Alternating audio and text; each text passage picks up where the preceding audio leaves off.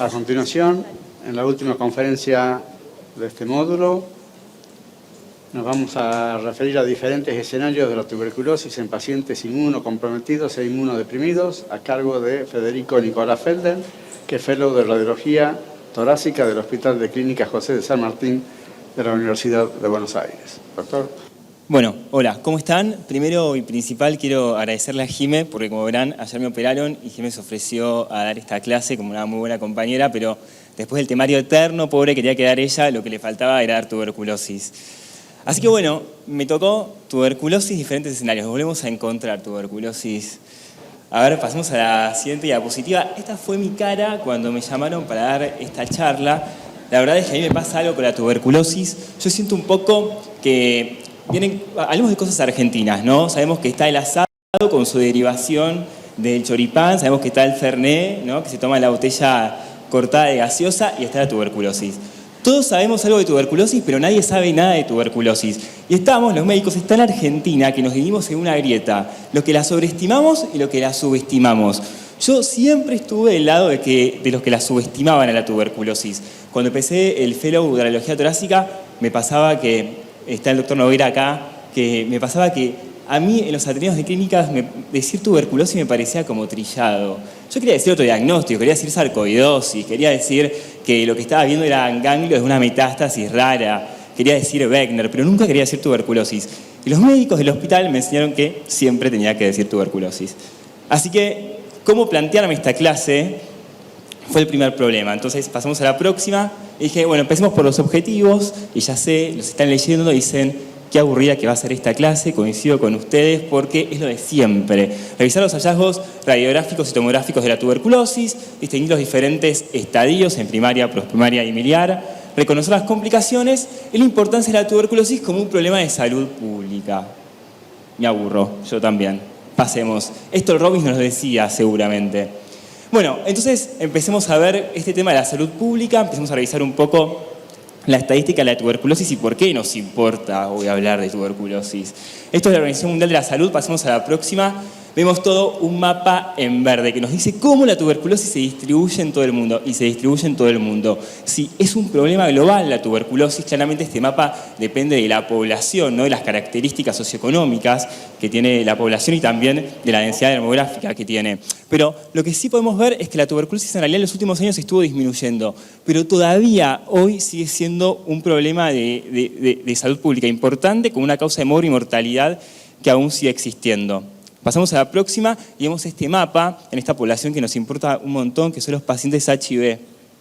Es una causa muy importante de mortalidad en pacientes HIV y hoy nos vamos a encargar puntualmente de estos pacientes, ¿sí? Pero como dijimos, pasemos, es bien NACAM Pop, es bien Argentina, así que vamos a hablar un poco de la estadística que tenemos acá en la ciudad de Buenos Aires.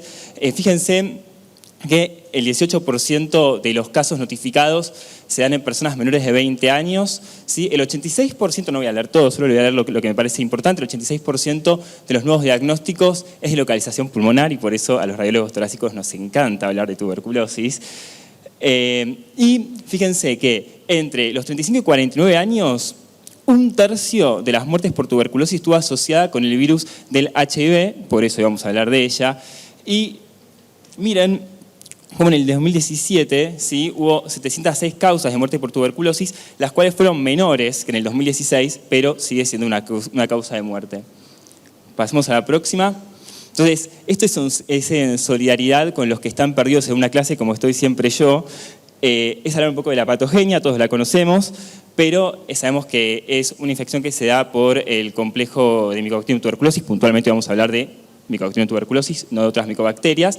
El reservorio es la población humana infectada, se disemina por vía aérea, por la tos. Sabemos que la micobacteria llega al alveolo, la fagocita al macrófago, el macrófago llama al linfocito, el linfocito se transforma en histocito, el granuloma, y si todo sale bien, quedó ahí, casi siempre todo sale bien por suerte, pero en el 5% de la población no sale bien y se hace la tuberculosis primaria, o sea, esa que se da en el primer año.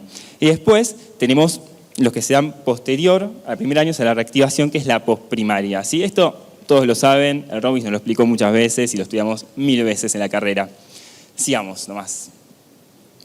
Esto es lo que más me gusta de la tuberculosis, sinceramente, que son los factores de riesgo, porque es una enfermedad social, ¿no? Fíjense, la vivienda mal ventilada, el hacinamiento, la edad, la desnutrición, el inmunocompromiso. Y cuando hablamos de inmunocompromiso nos referimos a desde pacientes HIV, pacientes con insuficiencia renal crónica, nos referimos a pacientes que toman corticoides, pacientes diabéticos, o sea, nos referimos a un gran mundo de pacientes inmunocomprometidos.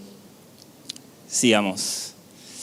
Y esto en realidad no es para que lo lean. Sinceramente, a mí cuando empecé la residencia había patologías que me preocupaban muchísimo. Dentro de esas estaba, por ejemplo, la tuberculosis. No sé por qué estaba obsesionado en clasificarla en primaria, secundaria, como que eso soluciona algo de mi vida. Y tenía un cuaderno donde tenía este cuadro junto con apendicitis, TEP y embarazos ectópicos que también me preocupaban y me siguen preocupando, sinceramente.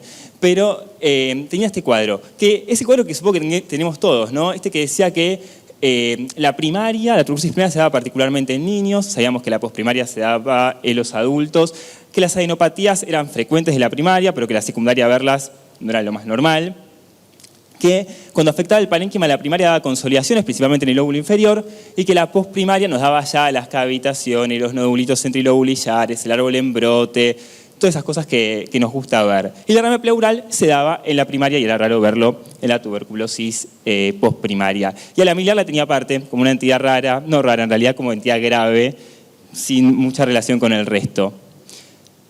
Pero, seguimos entonces, yo siempre tuve un problema que es que me gusta como romper con los esquemas. Y como les decía, me molestaba mucho decir tuberculosis. Así que al principio del fellow, como que traté de buscar como algo nuevo sobre tuberculosis. Realmente que estaba muy aburrido de tener que decirla como diagnóstico diferencial y hablar primaria, posprimaria. Me parecía que no tenía mucho sentido, sinceramente. Así que al principio de mi fellow encontré un artículo que, Jimé, pasame a la próxima, que es este artículo. La verdad que no es un artículo genial o grandioso, pero la verdad es que me gustó que diga, que rompa con dogmas, ¿no? Este artículo lo que hace es decir, bueno, basta de hablar del viejo dogma de la tuberculosis, en donde hablamos de una tuberculosis primaria y posprimaria. Hablemos de la verdad. La tuberculosis importa y digámosla en pacientes inmunocompetentes e inmunocomprometidos. Y vayamos todavía un poco más allá, digo yo, de hablamos de la tuberculosis como tuberculosis activa o tuberculosis inactiva. Al fin y al cabo lo que importa es eso. Nosotros lo que tenemos que dar es un reporte que ayude al neumonólogo o al clínico que lo está tratando. Así que hoy vamos a centrarnos un poco en todo esto.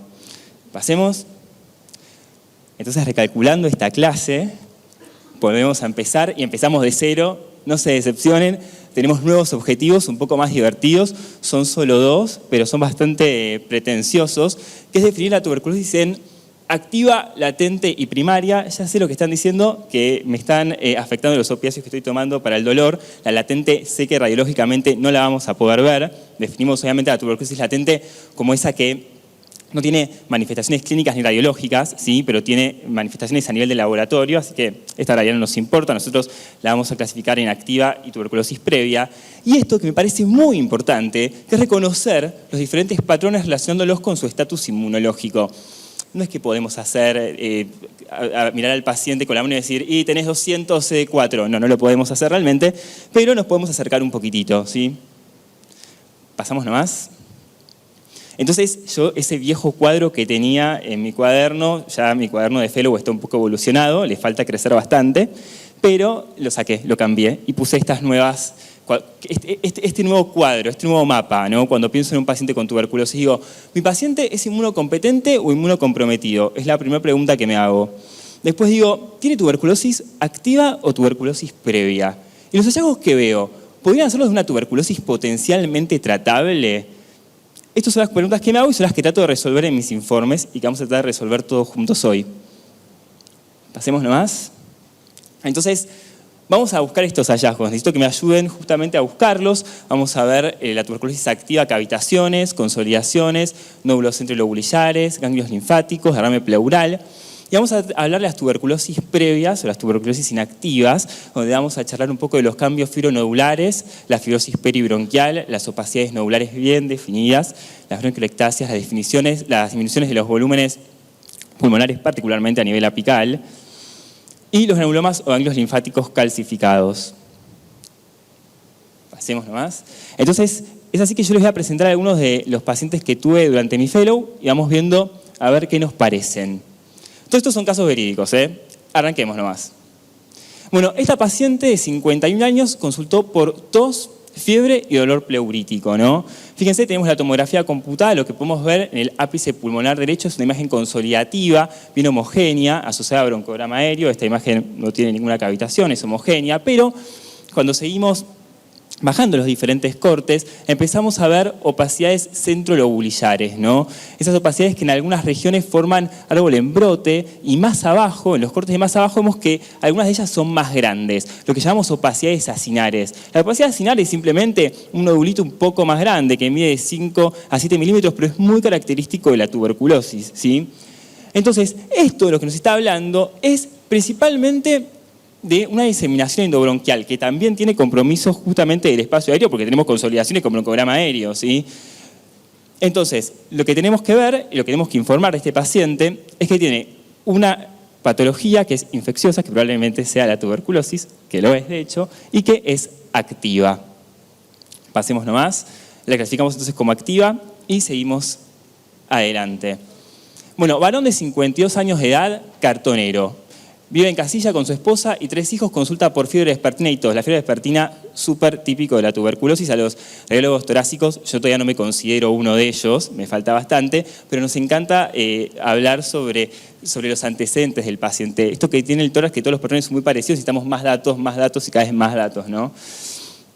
Fíjense, ¿yo por qué acá voy a decir tuberculosis en un Ateneo? Si podía decir tranquilamente sarcoidosis, ¿no? Pero bueno, la verdad es que este paciente sí terminó siendo una tuberculosis. Fíjense que tenemos esa imagen consolidativa que está marcando Jime, que es bien peribroncovascular, en este caso es unilateral, está asociada a imágenes nodulillares. En este caso, estas imágenes sí son bien centroacinares, ¿sí? Son opacidades acinares, son más grandes, y nos habla de una tuberculosis activa, que también está teniendo una diseminación endobronquial, ¿sí? Entonces, por supuesto, la clasificamos, Jime, como una tuberculosis activa nomás.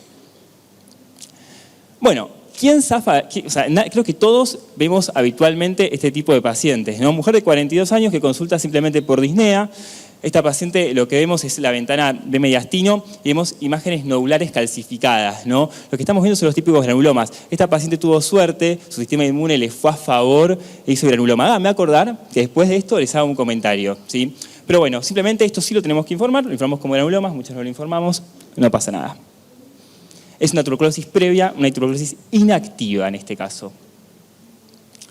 Bueno, continuando con lo mismo, con el hecho de la tuberculosis inactiva, algo que también nos podemos encontrar como hallazgos incidentales en las tomografías computadas, son los ganglios linfáticos calcificados. Ahí vemos uno en la región 4R, ¿sí? Vemos calcificaciones a nivel del mediastino que probablemente correspondan a estructuras linfáticas calcificadas. Sigamos adelante. Bueno, y acá si estaría el doctor Volpacchio me diría, Federico, vos sos un millennial, la placa de tórax deberías mejorarla, lo cual tiene razón, el doctor Noguera se está riendo, sí, debo mejorarla, es cierto, pero todos somos víctimas de ella, así que me había obligado a poner una.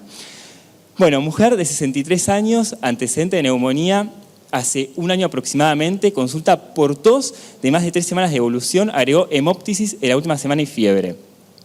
Bueno, miremos esta placa. Lo primero que me llama la atención a mí es que el volumen pulmonar derecho a nivel del ápice está algo disminuido, ¿sí? Y tiene asociado algunas dilataciones bronquiales, ¿no? Y tractos como retráctiles. Eso parece ser algo secuelar. A su vez, bien del lado izquierdo se puede ver una imagen cavitada, ¿sí? Y también vemos otras imágenes cavitadas del lado derecho. Pero cuando la empezamos a ver en detalle, particularmente a nivel del lóbulo inferior izquierdo, vemos algunas opacidades acinares. Perfecto, Jime, muy bien. Estás aprobada, Jime.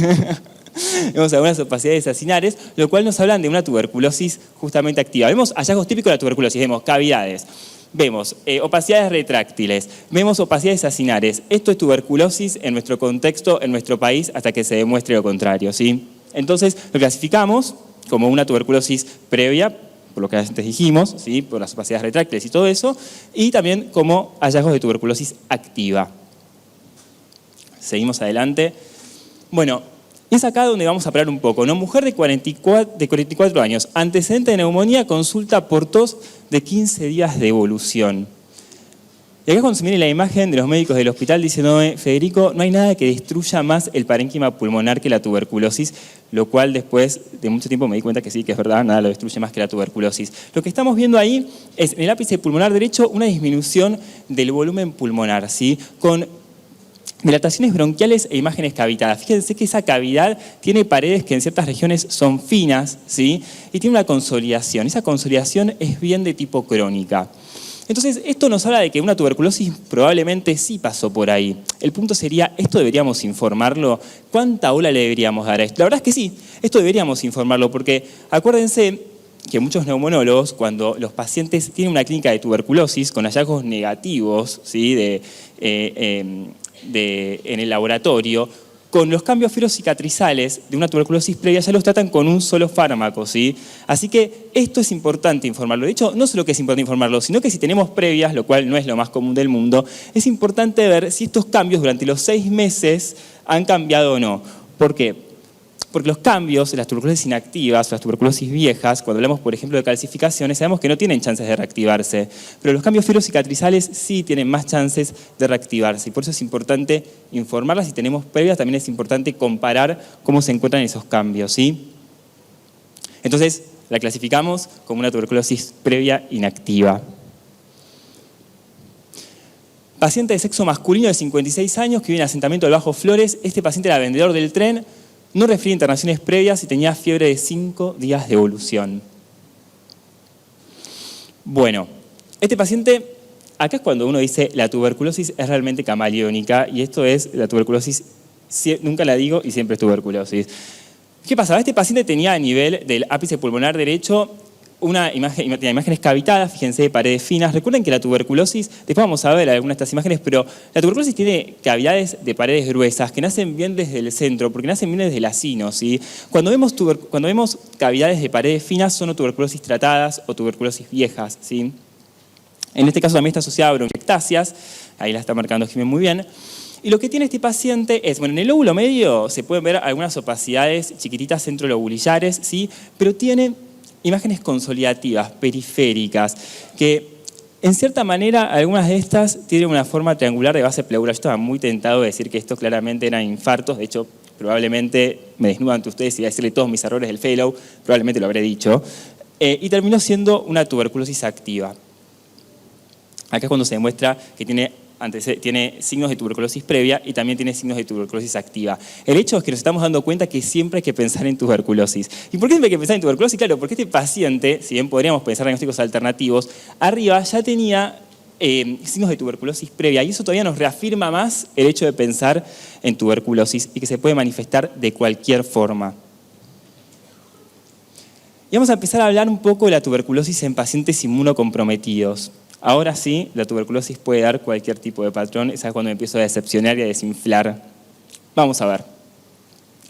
Hombre de 26 años, vivienda precaria, adicto al paco. Historia de 6 meses de pérdida de peso, agrega luego dolor en puntada de costado y febrículas vespertinas, ¿sí? Esto es un paciente que le hicimos los controles nosotros durante 6 meses. Fíjense, yo antes no me pregunten por qué, pero cuando veía un derrame pleural nunca pensaba en tuberculosis. Y la verdad es que ¿qué otra cosa puede ser tuberculosis en un paciente joven? A ver, ¿puede ser cardiogénica? No. ¿Un síndrome perineoplásico? Puede ser, bueno, pero sería raro, la verdad. ¿Puede ser una causa traumática? Sí, pero tenía que tener cosas asociadas. Entonces, cuando vemos un derrame pleural en un paciente joven unilateral, tenemos que pensar primero en tuberculosis, ¿sí? Como una de las causas principales. Entonces, esto es un derrame pleural, es una causa de tuberculosis activa y así debe ser informada. Pasemos. Perfecto.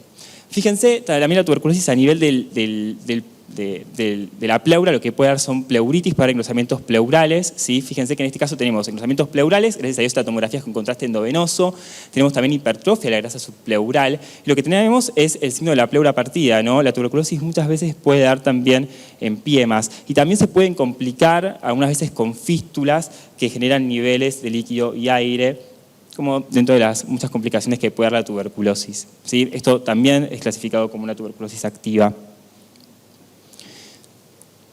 Varón de 43 años con antecedente de consumo de cocaína y tuberculosis, consulta por tos, disnea, fiebre y dolor en puntada de costado. Evoluciona con insuficiencia respiratoria y se interna en unidad de terapia intensiva. Pasamos. Esto, fíjense, tenemos básicamente la tomografía o sea, son 2 tomografías en tiempos distintos, ¿sí? Cuando Jimé anda bajando tranquila, vemos lo que vamos viendo son una imagen cavitada, ¿sí?, del lado derecho, lo cual nos habla de una tuberculosis previa. Fíjense que tiene paredes finas, de hecho también tiene paredes como loculadas. Habitualmente las cavidades de la tuberculosis son bastante homogéneas, ¿sí?, no son así. Cuando vemos que tiene tabiques, nos habla de una tuberculosis vieja, o quizás en pacientes inmunocomprometidos, particularmente en diabéticos, podemos ver cavidades que son más, como decirlo en cierta manera, que está mal la palabra que usar, bizarras.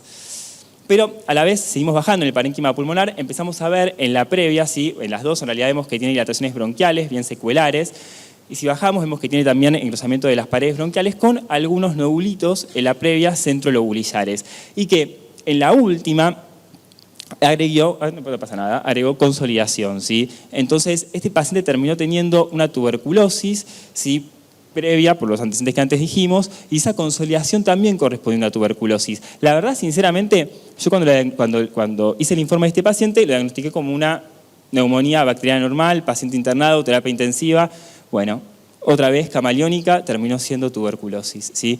Quizás con los antecedentes, ahora retrospectivamente, ya quizás pensando un poco lo que tenía arriba y sumando algunas cosas, podría pensar en tuberculosis, pero la realidad es que no es lo más común pensarlo. Pensar en una bacteriana común sería lo más prudente quizás.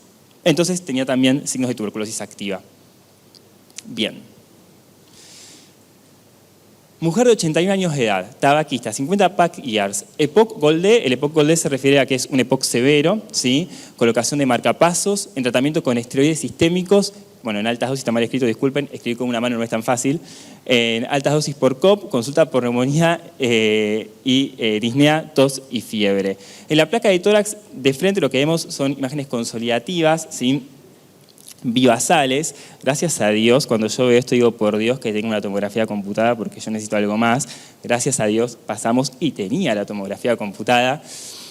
Y lo que tenía era un paciente con un enfisema muy grande y que a nivel de las bases pulmonares empezaba a agregar imágenes consolidativas.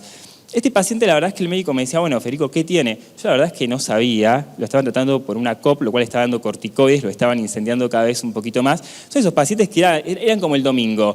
Algo había que hacer, yo no sabía qué, pero algo tenía que hacer con este paciente. Entonces digo, bueno, debe ser una causa infecciosa, por lo menos me arrimo un poco más. Bueno, a este paciente lo lavaron y terminó siendo una tuberculosis. Otra vez, paciente con corticoides, paciente inmunocomprometido, una consolidación en lóbulos inferiores, terminó siendo tuberculosis camaleónica nomás, tuberculosis activa. Varón de 43 años, HIV positivo en tratamiento, lo cual no es menor. Cuando tenemos un paciente HIV, nos importa preguntarle si está o no en tratamiento. Con un recuento de linfocitos CD4 normales, esto también si lo podemos obtener sería genial, en séptimo día de internación por un síndrome constitucional. Y fíjense que nos encontramos a nivel del lóbulo superior derecho con una imagen nodular, ¿sí? Y después cuando vamos bajando nos encontramos con otras imágenes, ¿sí?, que empiezan a ser más centrolobulillares, en algunas regiones impresiona a tener algo en brote. Y fíjense que digo centrolobulillares y después vamos a poder diferenciarlo del patrón miliar. Igual esto fue súper explicado el día de hoy, creo que todos se van con el concepto de miliar y esos conceptos se van clarísimos. Y tiene una imagen cavitada, fíjense lo que le decía yo de la cavidad, ¿no? Es una cavidad bien central de paredes gruesas, tiene un origen acinar esa cavidad. Y esto es un tipo de tuberculosis que podíamos encontrarnos tranquilamente en un paciente inmunocompetente, lo que llamaríamos una tuberculosis postprimaria. Y es importante entonces tener en cuenta que en pacientes con un recuento de CD4 normal, la tuberculosis se ve como en los pacientes inmunocompetentes, como podemos encontrarlo en cualquier cristiano que va por la calle, ¿sí? Entonces este paciente tiene signos de tuberculosis activa con diseminación endobronquial y así lo tenemos que informar. Sigamos adelante. Varón de 35 años, HIV positivo también en tratamiento con carga viral negativa, con un recuento de CD4 normal, consulta por tos, hemóptisis y fiebre. Bueno, en este caso las imágenes, disculpen, no son las mejores, pero fíjense que seguimos teniendo el mismo patrón. Una imagen cavitada a nivel apical derecho, de paredes gruesas, ¿sí?, con imágenes centrolobulillares, las cuales empiezan a confluir y a consolidarse. Y abajo, bien abajo, ya empiezan a tener ese patrón acinar, esos nodulitos empiezan a ser un poco más grandes, ¿sí? Esto también es un patrón típico que podríamos encontrarnos en un paciente inmunocompetente. ¿Sí? Este paciente HIV, recuento CD4 normales, recordamos entonces que se puede ver como los pacientes inmunocompetentes normales, como lo que antes llamamos una tuberculosis postprimaria. ¿Sí? Entonces la clasificamos como una tuberculosis activa con una diseminación endobronquial. Bueno, este paciente es de Jime, la verdad es que a mí este paciente me confundió bastante.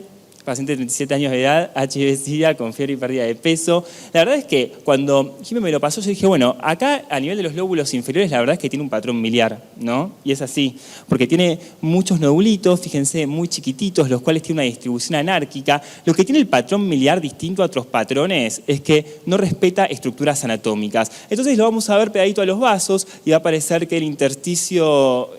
y tanto el interlobulillar como el peribronco vascular es como de aspecto nodular, pero a la vez también vamos a ver que están por el medio, por el centro del lobulillo y que tampoco respetan lo que uno denominaría la corteza de pulmón, son bien periféricos, ¿sí? Pero cuando uno sube, empieza a ver que este paciente en realidad tiene ocupación del espacio aéreo, ¿no? Entonces, ella me dijo, esto es una tuberculosis, lo cual es muy probable. De hecho lo es, pero con un patrón de tipo mixto, ¿no? No dudamos que sea que tenga una tuberculosis activa, pero sabemos que tiene un patrón miliar, pero lo que tiene arriba está hablando de un compromiso ya del espacio aéreo, de la vía aérea, ¿sí? Esto claramente es un típico patrón. Ya cuando empezamos a ver las formas raras, fíjense que son pacientes que habitualmente ya están en un estadio SIDA, con CD4 menores de 200, ¿sí? Y ya no empezamos a ver las típicas formas que vemos en la tuberculosis postprimaria. Seguimos adelante. Entonces lo clasificamos como una tuberculosis activa. Paciente HIV-Sida, consulta por disnea, fiebre y tos productiva. Esto me lo dieron las chicas del Hospital de la Barría, que están acá. Este paciente, justamente lo que tiene, fíjense, tiene una gran cavidad, si querés me pasa porque tengo otras imágenes de este, tiene una gran cavidad que afecta al lóbulo, la totalidad del lóbulo superior izquierdo. Fíjense que lo que les venía diciendo, ¿no? Cómo es esta cavidad, es bien secuelar, es de paredes finas que tiene tabiques internos, ¿sí? A su vez también vemos que en el lóbulo inferior, en el segmento apical, tiene una imagen consolidativa con broncograma aéreo y también tiene asociada bronquiectasia. Esto no está hablando de algo crónico, de algo viejo, pero este paciente tiene asociado múltiples nódulos chiquititos, ¿sí? Muy chiquititos, probablemente de 2 milímetros, 3 milímetros, que no respetan nada, no respetan ninguna anatomía. Esto nos habla de una tuberculosis miliar. Fíjense, paciente HIV-Sida, paciente HIV con un recuento de CD4 bajos, esto sería un hallazgo frecuente de encontrar. También tiene diseminación endobronquial, porque fíjense que arriba en el lóbulo superior derecho nos encontramos con algunos lobulillos centrolobulillares con ocupación del espacio aéreo y también con algunas imágenes cavitadas aisladas. Entonces, esto es una tuberculosis activa y también tiene hallazgos de una tuberculosis previa. Paciente con antecedente de TBC en la adolescencia, también HIV-Sida, consulta por tos, fiebre vespertina, disnea, pérdida de peso y debilidad. Bueno, este paciente en realidad, fíjense, lo primero que podemos ver es, vemos una imagen de aspecto consolidativo asociada a dilataciones bronquiales, ¿sí? Ahí en el lóbulo inferior derecho, la cual nos está hablando de un proceso crónico, pero a su vez tiene asociado múltiples imágenes cavitadas que tienen una distribución bilateral. Uno quizás podría decir, bueno, no sé, este paciente podría tener impactos sépticos, no se podría pensar en otras opciones quizás para este paciente, pero la realidad es que tiene imágenes en árbol en brote, ¿no? Tiene nodulillos centrolobulillares y aparte tiene a nivel, como veníamos diciendo, a nivel del lóbulo inferior derecho, esa imagen que nos habla de una consolidación crónica. Estamos a tiempo, doctor. Previa. Ya terminamos. Pasemos, la verdad es que todo es una tuberculosis activa. Bien. Bueno, acá estamos con lo mismo, ¿sí? Es un paciente HIV positivo. Lo mismo tenemos imágenes cavitadas, ¿sí? De paredes gruesas, asociado a opacidades centrolobulillares. Esto nos habla de una tuberculosis activa, por supuesto, con una diseminación endobronquial. Para no quedarnos afuera, siempre los ganglios pueden ser afectados. Antes para mí solo eran los chicos, claramente, cuando empecé mi fellow. Después me di cuenta que no, los pacientes inmunocomprometidos se pueden ver afectados. Ahí tenemos la típica escrófula, ¿sí? Vemos la afectación de los ganglios a nivel de la cadena yugulocarotidia. Fíjense que tiene un realce periférico con un centro hipodenso necrótico. También vemos afectados la región a nivel del mediastino, que ya hacen un conglomerado venopático. Y vemos también a nivel del retroperitoneo. Pasemos nomás, esto obviamente es una tuberculosis activa. Entonces, para repasar, ya terminando esta clase, lo importante que nos tenemos que quedar es que ¿qué tenemos que informar si la tuberculosis es activa o es una tuberculosis previa? ¿Sí? La tuberculosis activa, pensar en cavitación, en consolidación, nódulos centrolobulillares, ganglios linfáticos, derrame pleural. Y la tuberculosis previa, pensar en los cambios fibronodulares, ¿sí? Y esto es importante que los informemos y que veamos si esos cambios, si tenemos tomografías previas, cambiaron en los últimos 6 meses. ver si tiene opacidades nodulares bien definidas, bronquiectasias, disminución de los volúmenes pulmonares, particularmente a nivel apical, pero no tiene que ser necesariamente a nivel apical, granulomas o ganglios linfáticos calcificados. Entonces, en resumen, de esta clase, las manifestaciones radiológicas dependen del estado inmunológico, sí, depende del estado inmunológico. La TBC primaria, entre comillas, la podemos ver también en adultos, particularmente inmunocomprometidos, claramente. Conocer los datos demográficos nos va a ayudar a sospechar clínicamente la tuberculosis y siempre tenemos que pensar en tuberculosis. Por último, les dejo una frase de Ramón Carrillo que a mí me parece muy acertada para la tuberculosis, que dice que frente a las enfermedades que generan miseria, frente a la tristeza, la angustia, el infortunio social de los pueblos, los microbios como causas de enfermedad son unas pobres causas. Así que espero que la clase les haya servido. Muchas gracias a todos.